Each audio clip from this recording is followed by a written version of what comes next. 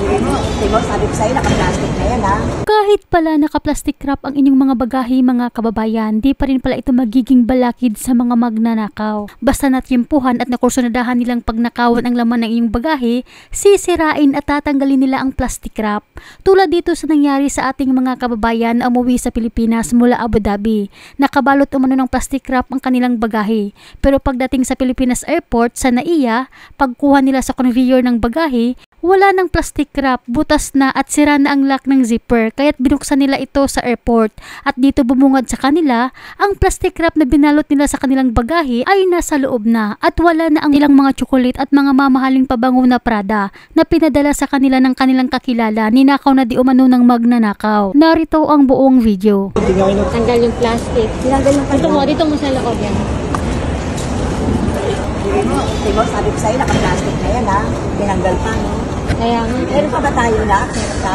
Wala na, kompleto na. Sinira pa nila. Kanino man na tayan? Sinira pa? Oo, yun, butas, oh. Sabi sa'yo, eh. Pwede mong ano yun, ha? Oo. Pwede mong i-ano yun, ha? Pwede.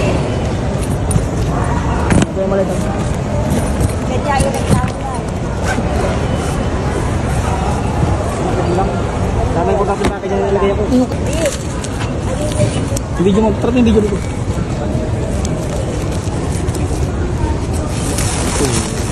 Yung plastic nyo. Tinanggal yung balo. Ito pinasok sa loob. Pinasok sa loob yung plastic. Oh my God. Ibig sabihin, nakawan na.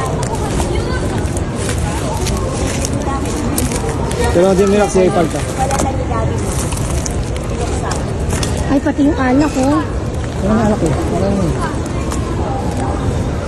Hindi, ibig sabihin natanggal sa ano. Ano, hindi naman naka-plastic yun. Tinanggal ko naman. Ah, tinanggal mo ba?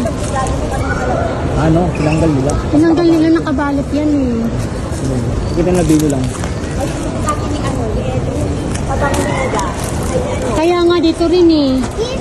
Hindi ba lang dito?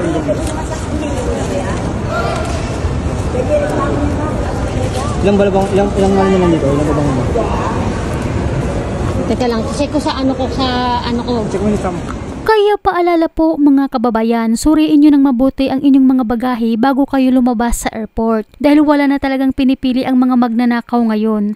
Nakabalot man yan o hindi, ay may posibilidad pa rin na mananakawan kayo. Kaya't i-check nyo po ng mabuti ang inyong mga bagahe para kapag may napansin kayong kakaiba, makapagreklamo kaagad kayo ng aktual sa mga kinauukulan. Dahil alam nyo naman na maraming magnanakaw sa airport, hindi lang sa Pilipinas pati sa ibang bansa. Kaya mahirap matukoy kung saan pinagnakawan itong ating kabayan. Pero ayon daw sa sinabi sa kanila na baka daw sa Abu Dhabi pinagnakawan na ang bagahe ni kabayan.